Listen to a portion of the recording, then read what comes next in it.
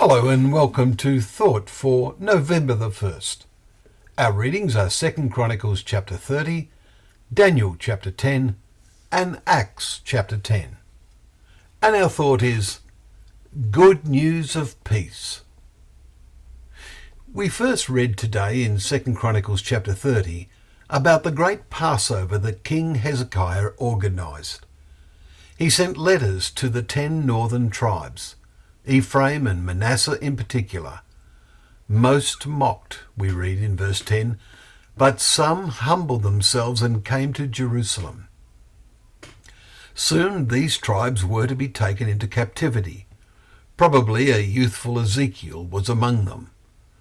Then in chapter 10 of Daniel, the now aged prophet is with Cyrus, king of Persia, who had overcome the Babylonians.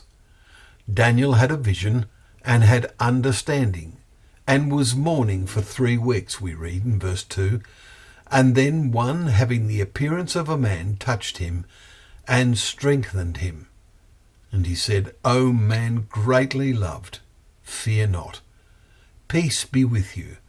Be strong and of good courage, we read in verses 18 and 19. Let us develop the same spirit.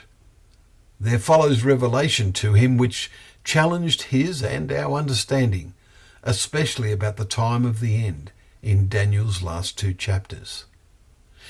Our chapter 10 in Acts gives us the thought-challenging experience of Peter, of a vision which led him to travel to Caesarea and meet with Cornelius, a centurion, an upright and God-fearing man, we read in verse 22. Who had, about the 9th hour of the day, a vision, an angel of God, telling him to send men to Joppa and bring one Simon, who is called Peter.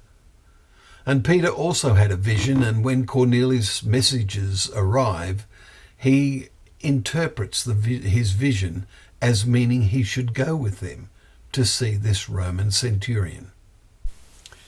Cornelius had developed the habit of praying and was astonished, he tells Peter, when a man stood before me in bright clothing and said, Cornelius, your prayer has been heard and your alms have been remembered before God.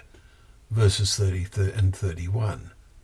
Now therefore we are all here in the presence of God to hear all that you have been commanded by the Lord.